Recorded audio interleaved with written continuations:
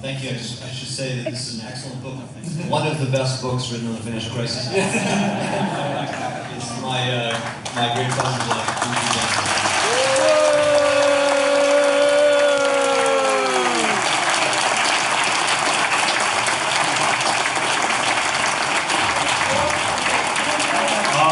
Why are we paying? Another round of applause for Bernanke and Tim Geithner, please. Thank you. Why do the bankers make 97% of our currency? So that we can get you all out in a So you want to have a real conversation about this? Thank you. You want to actually have a real conversation about this? Come talk to us now. If you want to have a real conversation about why we're in an economic crisis, ask real questions. Talk about real reform. Why are a group of private Wall Street insiders making our government's money? Why are there interest rates in the first place? Why are there interest rates in the first place? Who are those interest rates being paid to? Bankers. And Bernanke think that there's no more unlimited growth. There's more room for growth.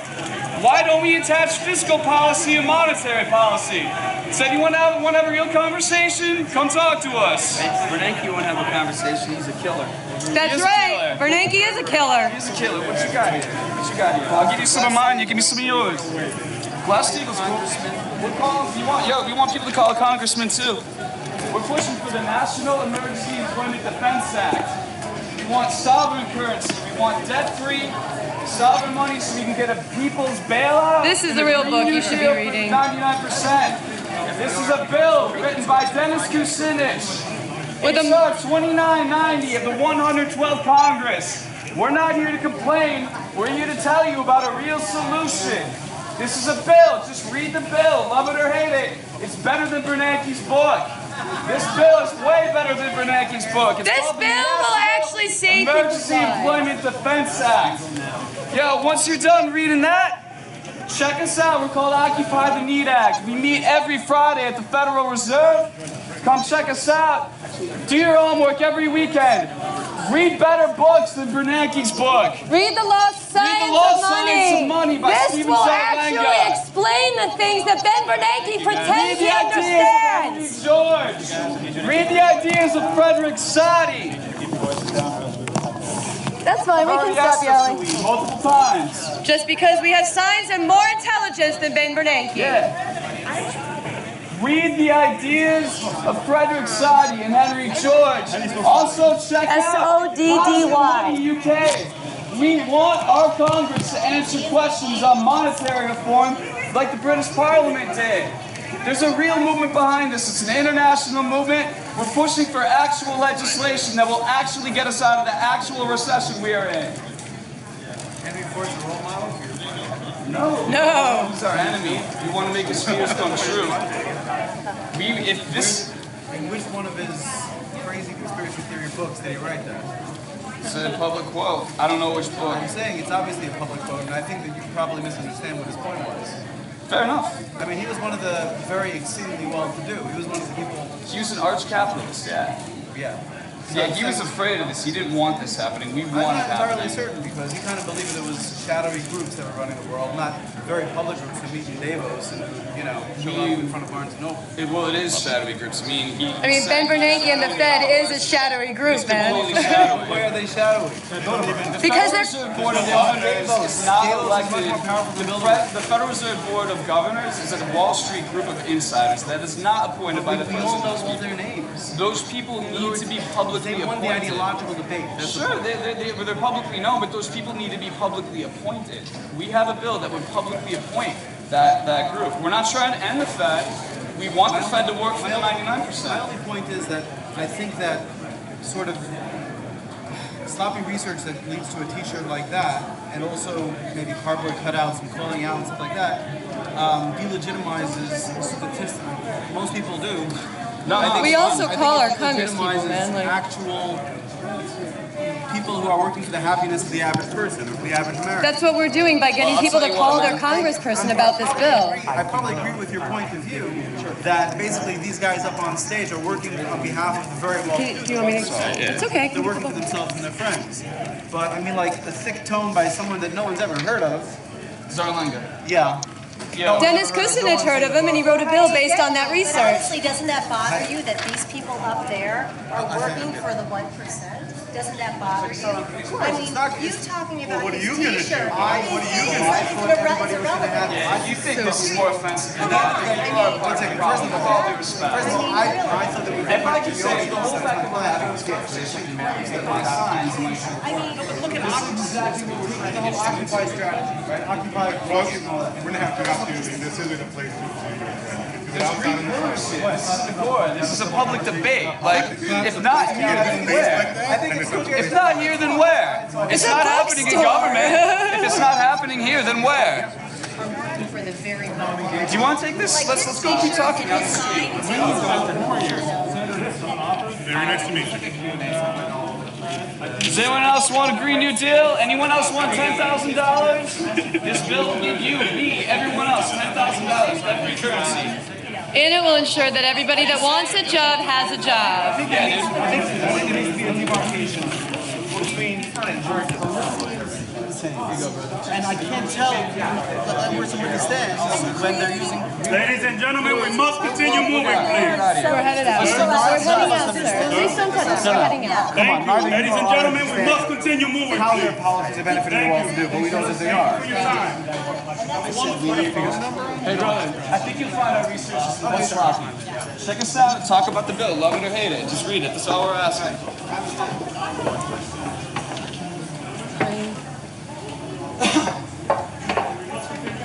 Was that fun or what? You having fun yet? Did we get some views off that? Good job. Thank you. Thanks, man. Debate. That's the debate we needed to have. That's the thing that Bernanke should have been talking about all along, but... I only regret we didn't get the question out. I would have done it if I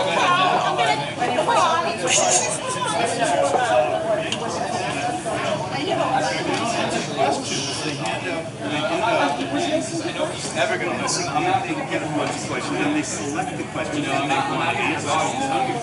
They don't read all. They select the people. Yeah, it's edited. They get the questions. Ooh, don't Harrison, can you grab the rest of these signs so I can plug in? That's okay. Just gotta plug in.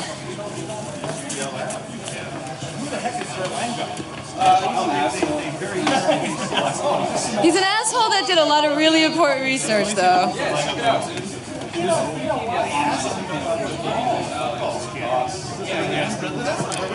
Yeah, I mean, like, he's not, I jump around depending on literally.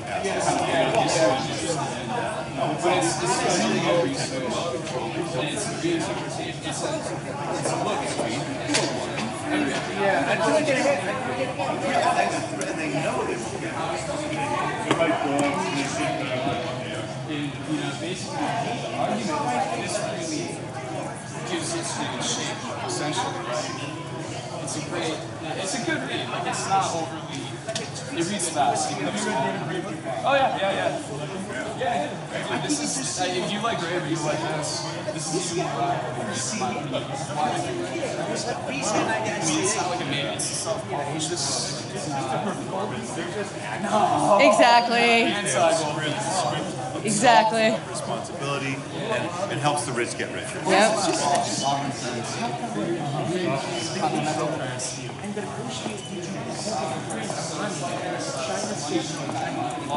The banks are great for us.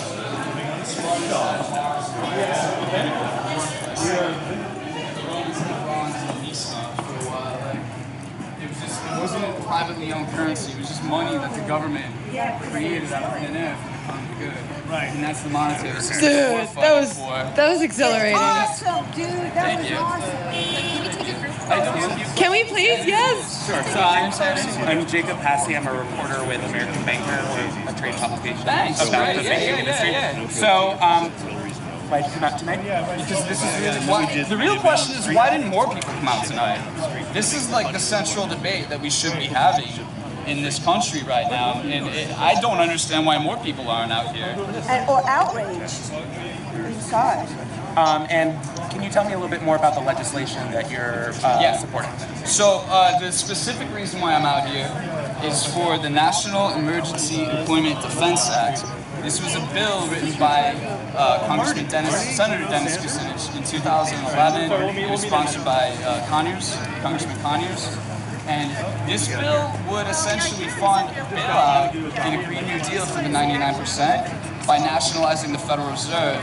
And then, so now a single-payer healthcare system, a public education system, public housing, livable wages, building a new energy infrastructure, rebuilding our crumbling infrastructure, would all be paid for with sovereign currency. This would fix our social security system that's completely broken. This would make sure that things like Planned Parenthood are completely funded forever. You know, this would fund the wars we need on sickness and on pollution and on poverty and on inequality and on our mental health crisis and everything. So what we're out here doing, we just wanted to get people aware of this bill. We just want people to read this bill as opposed to Bernanke's book. Because this bill is better than Bernanke's book. And so we just try to get awareness, we start conversations, we make our social media content, and we hope to meet reporters like yourself who help us spread the word about our movement to get congressional sponsorship for the National Emergency Employment Defense Act, H.R. 2990 at the 112th Congress. And so we go out, we do actions, we meet every week, we ask people to read the bill, we ask people to call their Congress representatives and just tell them to sponsor this bill.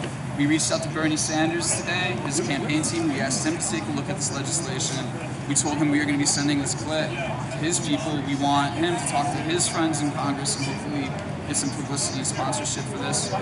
We were advised by a movement from the UK called Positive Money UK, and they actually leveraged their parliament into holding congressional hearings on money creation.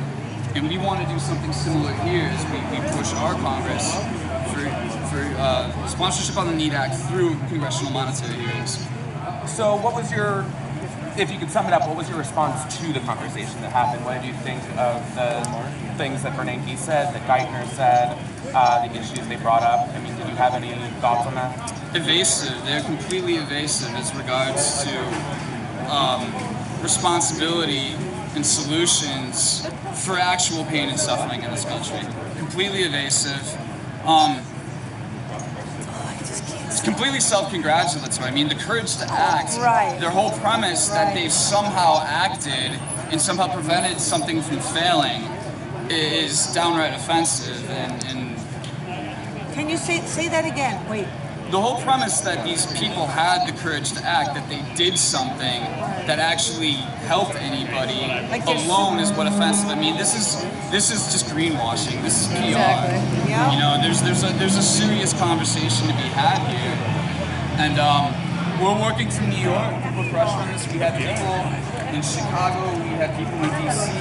We hope that we see people occupying the Federal Reserve across this country. We hope that people did what we did in 2011, and they set up soup kitchens and social media centers and sign committees and support so that we can actually set up actual occupations and raise hell down to Federal Reserve with a smaller, leaner, more focused group and an actual demand.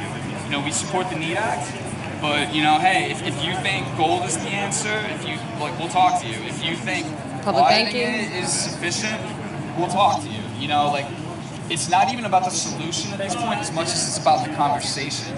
We can control the conversation. That's what we learned in 2011. And if we start organizing, if we start striking at the Fed, like, our small numbers will work for us. We don't need a lot of people down in Louise Nevelson Plaza to make a big impact. It's our Thermopylae. It's our Xerxes, Versus Leonidas' last stand against the 99%. You know, like what we do with Occupy the NEAT Act is to try to get everyone to hang out at the Federal Reserve just to build awareness, just to get the conversation shifted in this direction. Just so that people start talking about, hey, all right, should we audit it? Should we nationalize it rather than Democratic or Republican for the next president? It's not about winning, it's about moral victory. You won't hear Ben Bernanke talking about monetary creation. Can I just get the spelling of your name? My name is Harrison Schultz, Harrison Schultz, and my middle name is, so it's Harrison, Harrison, middle name Tesoura, Tesoura, SCHULTZ last name. And what would you call the organization you're with? Occupy the Need Act. Occupy the Need Act. I'm happy to give you any other information if you have any further questions. Do you have an email so I can maybe contact you tomorrow? Do I just read it aloud? Yeah, it's S is in Schultz, C is in Carl, H is in Harrison, U is in Underdog, H is in Harrison, 072 at newschool.edu. Thank you. What's your name again, man? Jacob Passy. Jacob Passy. I'm a reporter with American Banker. Dude, if you get an article about this out, I'll let you know. Oh, you have to do it. Yeah, we'll tweet it out. We'll make sure it gets a lot of traffic. Thank you. This will really help the cause, too. Thank You know what? I just wanted to ask you also, where is, because you're so well, the media that you read, it's not mainstream media, like you're very schooled on this, and obviously this crowd is, it's a crowd that obviously is supportive of, market theory. Where do you think it's like, how do you get more people outraged? It just seems like the Fed is this sort of like boring organization, banking, finance, it's so like far away from, regular people's lives. But how do you get it? Because that's what I wonder. You know what we've had a lot of success with is getting people high first. It's true. I'm serious. Like you get people, Break down the barriers. you get their minds open, you get them having fun. You start talking about shit. Like when you're smoking weed, like the weed actually makes it easier to think about these things. Because these things are painful to think about. It's boring as shit. Like I have to say though, but the boredom is like the big problem. What's interesting about this comment is I feel like he's recognized. No problem. Thank you so much. We're working for their rich friends, but it's almost like there's no outrage. There are robo-signing, predatory lending. That's awesome. All right. We're on the same side now. It seems like just in general that people are not outraged. I think the outrage is inaccurately being used. In other words, I'd be happy to join the outraged group. I'd be happy even to be outraged. Well, it's kind of interesting. This is like revolutionary sort of stuff. We have a woman that talked to our group, alternative banking group at Media Columbia, and this is a woman who was illegally foreclosed on.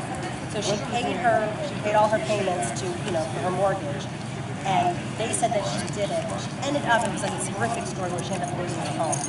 And this woman, Bernanke, in front of JP Morgan Chase, she said, you should be there. And it was just like kind of this horrific story about how large banks really, destroy a person's life. I hope you have success. Because I could tell you were kind of just like.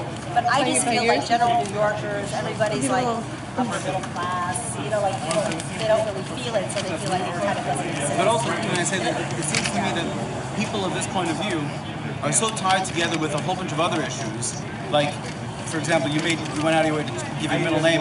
Only people who have middle names like, people who shoot presidents. But you went out of your way to give a middle name because I guess it's an ethnic name or something like that. It's my capoeira name. It's your what? Capoeira name.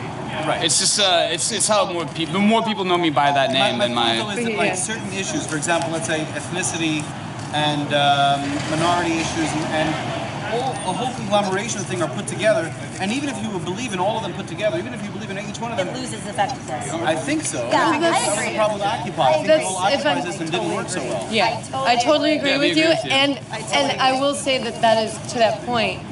That's why we bring the conversation to the Fed, but we're not necessarily always trying to have a conversation about the Fed. Like, it's always about something else. It's like, what are you pissed off about? If you're not outraged at the Fed, what are you outraged about? Bring that conversation to the Fed.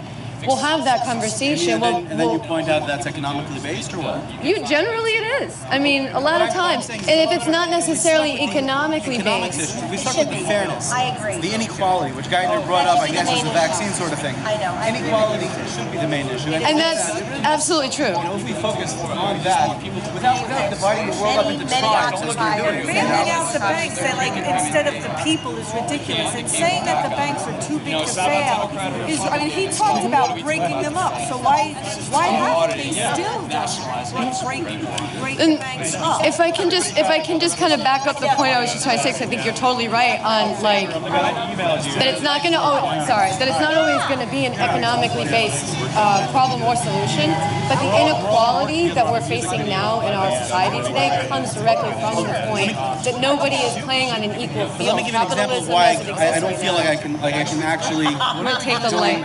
Oh, it's because it's on night vision. Oh, look at that, it is night vision. That's cool. I think it would be difficult for me to join any of the groups that exist out there, because I think immigration, for example, is one of the greatest drivers of inequality for people within this country, because immigration obviously lowers wages, etc., etc.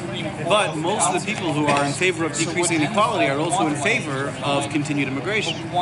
And so long as these are tied together as moral issues, and you might argue that they are, but so long as they're tied together as moral issues, we can't really deal with the issue of inequality within America itself. In other words, obviously, if you want to increase the equality of all, you want the world to be level, you want the world to be flat. So sure, take from not just the rich, but take from even poor Americans and bring people suffering in India and Africa. You can make that argument if you're looking out for humanity as a whole. But if you're looking out for Americans, so the first conversation we have to have is, who are we looking out for? Are we looking out for humanity as a whole? We're looking out for Americans, looking out for... In other words, their argument is, why not look out for the 1% if Americans themselves are being selfish and just looking out for Americans? You own all the money. Our argument with and I have to pay you the money to your you point own. About who are you trying to even help? Right. Americans or whatever the demographics. The way that we see it, the basis of the research in the book that we're telling people about, that was the driving force behind the show, it's based on a lot of it is Aristotle said that money is the one thing that cannot be privatized. You can have privatized X, Y, and Z industries, but the one thing that cannot be privatized in society is the creation of human capital. So if we have a central banking system in the United States that kicks off a new movement of sovereign money that shows all the countries around the world that they can create sovereign money that will be used for the good of the people in their countries, but that they can also use, there's going to be a lot of global implications as to how trade and all that will actually work. But all it is an actual shift in ownership of the creation of the wealth. So this is going to help everybody. This doesn't leave out the bankers. This doesn't leave out the starving children in Africa or anything like that. I'm not familiar with this bill. Sure. But most people aren't. That's why I'm telling you about it. But it seems like I haven't read the bill. I'm not gonna, I have no idea. I can't really discuss anything I don't know about. But I do think that the most important thing first and foremost is to decide who it is that we're trying to help, and secondly, how to go about doing that without. It's making sure that the balance is. I don't know, the whole Occupy thing, which is such a tremendous disappointment, but also predictable disappointment. I visited Occupy all over the country. Whenever I get a few bucks, I travel. That's what I do. So I've been talking about going to the country. It just seems to be like there's one sort of idea with terrible implementation. Yes, I agree. It should become I think, I don't know, maybe. It's going to bother you if the lights on? I don't know, I'll say it. I feel like we should have become a political party. Possibly. I think it should have been more How do you stop regulation capture of the political party? Theoretically speaking, but that's what originally were the party of the average person. Everybody But that's why at the anniversary this year, what was the 4-year anniversary of Occupy Wall Street was on September 17th. And Marnie and Elliot, myself, Kat, Harrison, we were all down in Zuccotti Park.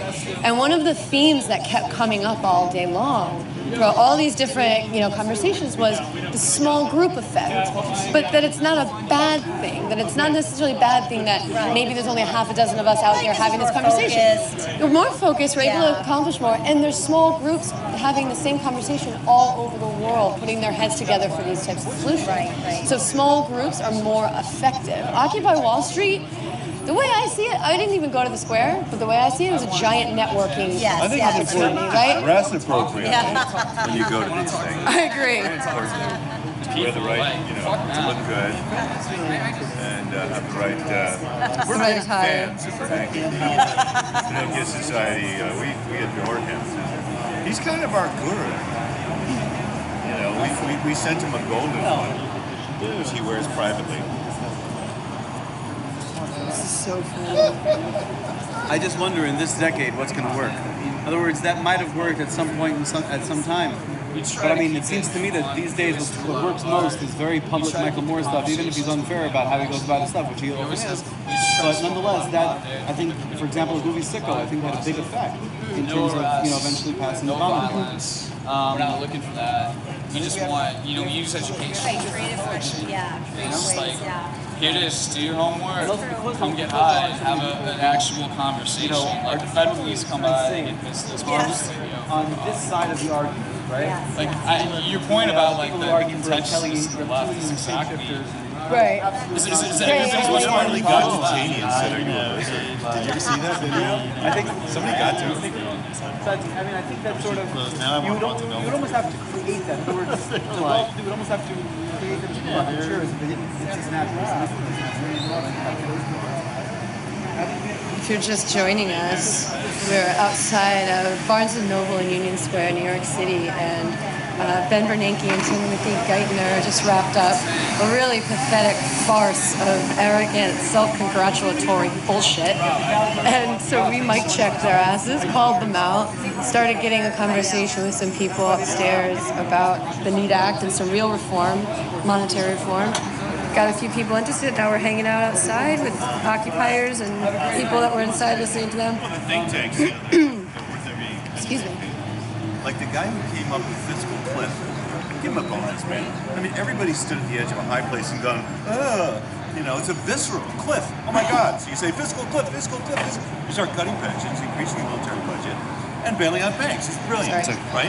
Or whoever came up with, well, we have to fight them over there, or we'll have to fight them over here. Brilliant. It's hermetically sealed. You can't argue with it. Where's over there? Who are they?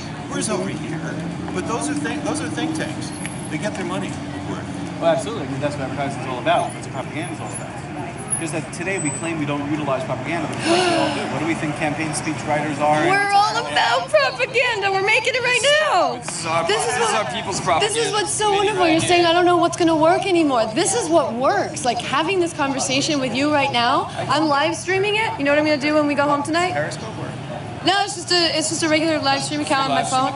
But you know what I'm going to do with this after we get home? I'm going to go home and make a clip out of this, and it's going to go all over the internet, and people are going to see this conversation we're having, and they're going to want to have it in front of Federal Reserve locations all over the country, like what we're doing every week. By week. I don't know if that's a solution. Well, week by week, it gets a little bit bigger. It grows arithmetically until you get a critical mass, and then it goes viral, and it goes geometrically. I watched how Occupy got big. I never thought it was going to get big. I was like, this is stupid. This is just good practice for the next revolution. But just watching the consistency, watching people come back to the conversation week by week, like there is a science and there is an art to making a change in the conversation. I think we should study that. You look at how did FDR create the social net? He worked really heavily with the Communist Party to get that that deal done. He also used threats and all sort of power plays and whatnot, and he did it because he needed the vote of the common people. Because people wanted, he was a populist essentially. Right. I'm saying there are ways historically we see how we things passed in America. How do we get the sort of things that we want? Well, have you heard of the business plot of 1933? This is what? Business plot of 1933. No, 1 second. That's how FDR got access on the oligarchs. He had a dirt. Somebody else. You don't know what the business plot of 1933 is? You want to have a conversation about methodology in terms of how we go about getting methodology, done. but also tactics, strategy. I'm concerned about cardboard boxes and stuff like that. Because, look, even though obviously in this conversation I can see that you all are, not as ridiculous as people would think you are, but based on the fact that you're holding up a cardboard thing at the back of the meeting of Barnes & Noble, that is people's first impression. At the end of the day, people get rich by utilizing things that actually work in the real world. I mean, people do judge books by their cover and stuff like that. And it's important not to dress like the loonies or act like the loonies, We can all take a shot at him. I was just going to say, I think he got a tremendous amount, speaking his mind. There were all those people there. I thought they were going to let us ask questions. He got a tremendous amount of play. The reporter, I'm going to write something, he got some publicity for it, and all he did was speak his mind and hold up a cardboard sign. And actually, I think that was actually very, very effective. I'll grant you that. It ended up being, they didn't take questions from the audience. There was no other option. They did, and they edited them. They threw threw away the ones that were difficult. They asked a softball question about a soft football. Literally, I'm a sociology major. I took classes in like collective behavior, social change, organizing, stuff like that. You know, Gandhi said first they ignore you, then they mock you, then they fight you, then you win. You know, you have to put yourself out there. You have to. He's got a statue by the way at the end of the square, right? Right. You know, and so I mean that's the thing. Like you have to. There's no change without controversy. Controversy is exactly how you create change. And this is a contact sport. Like if you're afraid to go out there, put yourself out there and look like a clown for a minute. You know, the other thing that we do too. We do that. I think that works. I think it has worked many times, many places throughout history. It starts a process. It's not working here. It is. Well, wait, if I may. This is exactly how Occupy If Wall I Street may, to support your point. Occupy Wall Street didn't work. Yes, That's my argument. It didn't. It's still Well, we working. changed the conversation, so it did work. But to the point that you're saying that we're getting out there, and if people don't want to go out there and look like clowns like we do, they don't have to because we're doing that. But we have people online. We're bigger online than we are on the ground. That's the other thing. So we have people not only watching us online, actually talking to us in comments, like having the same conversation we are, but they're also giving us money. Yeah. To do this, to continue. Like we're actually paid, crowdfunded by people online who say, hey, look at those crazy clowns with the cardboard. They're actually saying something really important that the rest of the world needs to hear. I'm gonna give them money so that they will have a live stream account next month to keep doing what they're doing. It only looks crazy at first. You Yeah. know, and some people, after a while, maybe it doesn't look crazy, but the thing about population change too, You that's could be right. It just seems to me. I know, I and would have worn a clown nose. I would. I mean, look, everything you're saying is why it took me about 30 years to become an activist in the first place. Why I just read and didn't act, because I didn't want to be perceived like that. You know, I wanted to work within the system. I thought Occupy was stupid. But the thing is I learned that, like, no, you gotta go through that, you know, first they ignore you, then they mock you, you gotta get mocked. I mean, like, you want to set that conversation. I'm also not even sure that Gandhi actually won. Yeah, he did. He's got a statue over there. We're talking. He totally broke the Gandhi didn't want no statue. What's winning? You gotta Right. define winning. What is winning? That is my question. For Gandhi, I believe that he would consider himself, as a matter of fact, we know he considers himself, to have lost. The fact that he got rid of British colonialism at the cost of 1 million, Muslim and Hindu deaths, at the cost of the Civil War. Let me give you my definition of winning then. I'm hearing you. I'm Oneida, I'm American Indian. Like, everybody in my family has done shit like this, just as a means of survival. Political protest. Quarter American Indian at most. But you did by genotyping, phenotype, is that okay? Yes, ethnically I'm Oneida, racially I'm Aryan, whatever. I was raised by people who tell me I am Indian, who I've watched doing things like this, who've told me stories about this my whole life. One story I came across at some point, the Indian way of fighting is that you're not going to defeat them, you're not going to meet any kind of objective. The point is just to rise up, just to fight. Some people die, but other people survive, and they tell that story. So they inspire the next generation to fight. That way they know that every generation will keep fighting, and sooner or later, that eventually they'll find freedom, and that the sacrifice was never in vain. When you're part of it, yes it is, it's still working. We're still fighting. I've been to all the big Indian reservations, and the fact that they're still, I mean, again, pretty like, crappy out there. it is, but the fact that they're still alive in the first place is, the fact that I am here proves you wrong. Like, your comment is utterly fucking offensive, and I have to stop this conversation soon, but your definition of winning is very, very, very narrow. Your understanding of how it... Yes, utterly. I'm getting money to survive and do this, and other people are rising up and fighting, and I am seeing the changes I need to see in order to see that conversation change. And it's quantifiable. I can show you data in charts of news articles, mentions of inequality, mentions of greed. Before this was all conversations about the national debt. Well, Before we did have Occupy, impact. yeah. The whole Feel the Burn hashtag, that's created by Occupy Wall Street. People from Bernie Sanders, all that press right now, those are all occupiers taking what we knew from 2011 doing it. Occupy got so big, it's so ubiquitous now, you don't even notice it when it's right there in front of your face. Thanks, Matt. Kat, it was so good to see you, hon. I hear your point. The only other thing I gotta say too, the way We social... have different goals. Possibly have different goals. My goal isn't for the sake of the tribe for 3,000 years from now. My goal is Immediate. for people that are alive today. Yeah, definitely. So good to see you. Mark? Marty, nice to meet you. Marty, it was great to see you. Hi. Enjoy the rest of the night. Thank you for coming. Cool. Elliot, have a good night. Harrison. Nice to meet you. Good to see Thanks you. for stopping and talking, man. So, like, Oh, it's cool. I mean, I'll tell you, like, if even I would make a mistake, then again, you know, as high as it's possible, if even I would make a mistake originally thinking that, like, you guys were closer to the loony fringe than to the normal fringe, you know, because of the sort of technique, although I'll grant you that in this scenario there wasn't any other technique. I just think that's a common perception. You know, granted, I don't know what the point of influencing this audience was. This audience is primarily composed of people who are, they themselves want to be fed Sherman. That's basically their goal. You know, there are more suits here at this Barnes & Noble event than I've ever seen at Barnes & Noble. Well, remember, there's an audience online, much bigger than the people in this city, let alone people in this bookstore that are going to be affected by seeing that talk and seeing it get disrupted. I hear you. The objective.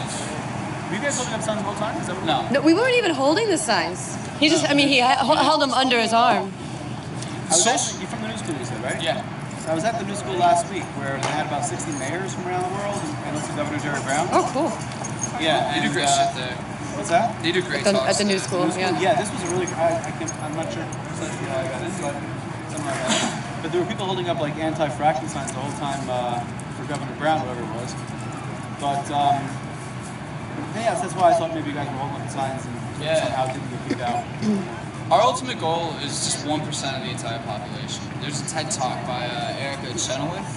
She's like, how do you actually get things to change? How do you go from nothing to your goal and your actual change? There's that video out there of some dude doing some weird dance all by himself on some hilltop. And then he had like two people come up. Alright, so that talk refers to that video. And in sociology, we call that collective behavior. There's the allegory of the 100 snow monkeys. Oh, it's the first follower, right? People eventually, like, so many of these monkeys were washing their snow potatoes that eventually, like, it just became a normal thing.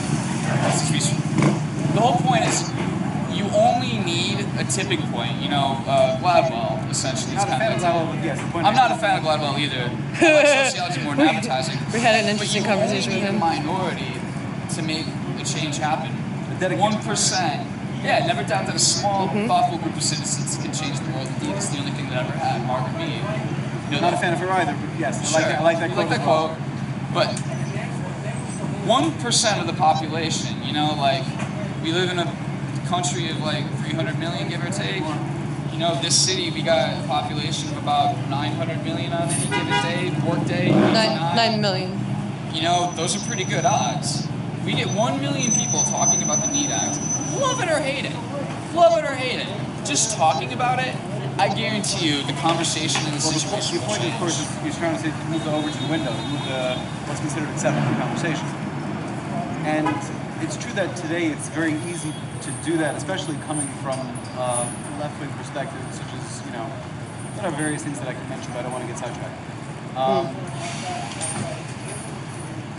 It's not just enough to change. It just seems to me that, like, with all of the tremendous changes going on in society today, the one thing that we don't see changing is a move towards greater equality for American citizens. That's the one thing we don't see changing. In other words, that's the one thing that I think both parties completely agree on.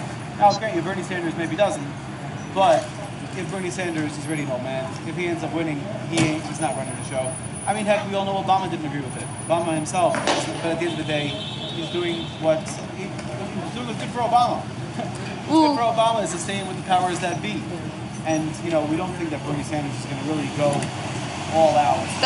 Even if he wins. It just seems very unlikely. Yeah. We don't think so. But I mean, there's just a follow-up to that. I mean, it never ends with the president. It barely begins with the president. Right. Really what we need to do is occupy Congress and the Senate and the all levels of the executive branch, et cetera. So if we're not just calling our Congress people, not just electing a president, but also electing Congress people and senators. I'm sorry, I keep forgetting it's got the light on. Then we're really controlling the conversation from within, not just outside on the street. Yeah. That's all I was gonna say. We actually have 2 Green Party people who are running, one for Senate, one for Congress. You know that Sanders' brother is running for the Green Party in England? That's cool. No, I didn't. That is. We didn't know that. That's a great fact. Yeah. I mean, to your point, it's all about diversity tactics. It's all about wars on as many fronts as possible with as few resources as possible because we're all broke as shit. But we attack on the street out in front of the Fed, but we get as far inside this Liberty and Maiden, Nassau and Maiden Lane. And they have like tours every day, right? They do. And we hang out there every Friday night when it's not raining. We're familiar with the security down there. They know us. Yeah, it seems fun. I guess one of these will go on a tour. No? Sure. You know what we do also, just so you know, I mean, we don't just have crazy weird cardboard signs. We also have giant Monopoly pieces, like life-size, several feet tall pieces. So we can actually put like Monopoly pieces on the ground and play games with like chalkboard. You know, you draw out the whole board. We're playing games. We're trying to make it look fun. Wasn't it Abby Hoffman who like threw dollar bills down? That's exactly what we're trying to evoke. Yippies. Nowadays, they don't let anybody in there anymore. No. We know the couple. They hung a huge American flag. They wrapped themselves in the flag. They literally. Is it? Which building is it? Is it Federal Hall. That's Federal Hall by George Washington. Wrapped in the American flag. Like the whole front of it is covered. It's the stock exchange. New York Stock Exchange. Yeah, right there. After September 11th, just put down. It's the whole wrapping of the flag from people mocked in the 1800s. It's amazing that we're still falling for the same thing today. Yeah. People aren't any smarter. People aren't any more educated. They're probably less smart and educated. It's like the printing press. I mean, like, I know I can't speak for everyone. I know for a fact I'm a lot smarter since Occupy Wall Street started. I never would have found out. I mean, like, I'm a generation where people aren't smart. We haven't learned from the place, you know. I mean that whole point. I mean, it's like that's why you only need 1%, you only need 1% of the population to really get enlightened. You only need 1% of the population to really get smart in order to make everyone else get smarter just by force. So I'm not worried about that. You know, education's easy. You know, it takes a little while, but I mean, what's the point? Fuck it. It's getting towards the end, I think. It's very well met. Mark, right? Lorna. Yeah, really nice to meet you. Yeah. I figured what the heck. See them in person. You on Facebook? Check reptilian stuff, you know? You got a flyer? You know how to find more? Are you on Facebook and stuff like that? Occupy the Need. Awesome. Okay, cool. Have a great rest of your night. Have a good night, dude. That was a rush. All right, that's a wrap, audience. That's a wrap. We'll see y'all in what the fuck was the name of that article? Hopefully we get some media. There's American Banker. American Banker. Look for an article on the American Banker on Ben Bernanke's book release and Occupy the Need Act, totally disrupting his speech. I'm so proud of us for doing that. We didn't disrupt his speech. What are you talking about? Well, we didn't disrupt his speech. We waited until he said a bunch of bullshit. And then we said what we needed to say. You're right. We didn't interrupt. We were very polite, disrupting occupiers. Finished. Okay, I have to do this, and then I have to do this.